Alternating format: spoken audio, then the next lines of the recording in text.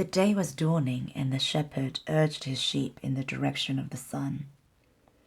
They never have to make any decisions, he thought. Maybe that's why they always stay close to me. The only things that concern the sheep are food and water. As long as the boy knew how to find the best pastures in Andalusia, they would be his friends. Yes, the days were all the same, with the seemingly endless hours between sunrise and dusk, and they had never read a book in their young lives, and didn't understand when the boy told them about the sights of the cities.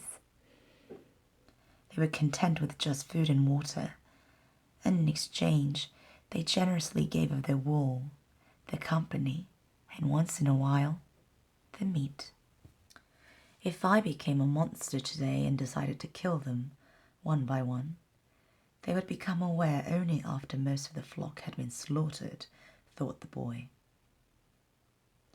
They trust me and they've forgotten how to rely on their own instincts because I lead them to nourishment. The boy was surprised at his thoughts. Maybe the church, with the sycamore growing from within, had been haunted. It had caused him to have the same dream for a second time, and it was causing him to feel anger toward his faithful companions. He drank a bit from the wine that remained from his dinner of the night before, and he gathered his jacket closer to his body. He knew that a few hours from now, with the sun at its zenith, the heat would be so great that he would not be able to lead his flock across the fields. It was the time of the day when all of Spain slept during the summer. The heat lasted until nightfall, and all that time he had to carry his jacket. But when he thought to complain about the burden of its weight, he remembered that because he had the jacket, he had withstood the cold of the dawn. We have to be prepared for change, he thought. And he was grateful for the jacket's weight and warmth. The jacket had a purpose, and so did the boy.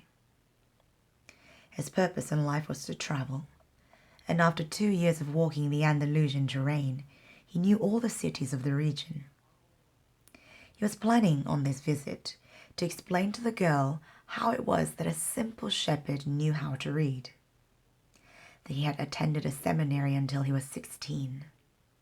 His parents had wanted him to become a priest, and thereby a source of pride for a simple farm family. They worked hard just to have food and water, like the sheep. He had studied Latin, Spanish, and theology. But ever since he had been a child, he had wanted to know the world, and this was much more important to him than knowing God and learning about the man's sins. One afternoon, on a visit to his family, he had summoned up the courage to tell his father that he didn't want to become a priest, that he wanted to travel. People from all over the world have passed through this village, son, said his father. They come in search of new things, but when they leave, they're basically the same people they were when they arrived. They climb the mountain to see the castle, and they wind up thinking that the past was better than what we have now. They have blonde hair or dark skin, but basically they're the same as the people who live right here.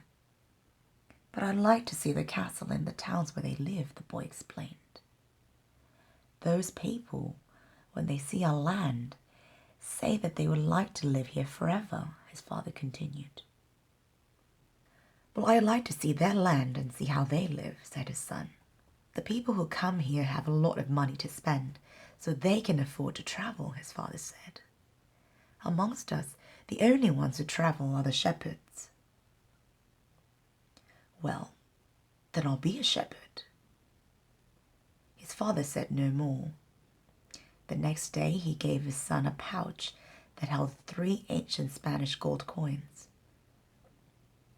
I found these one day in the fields.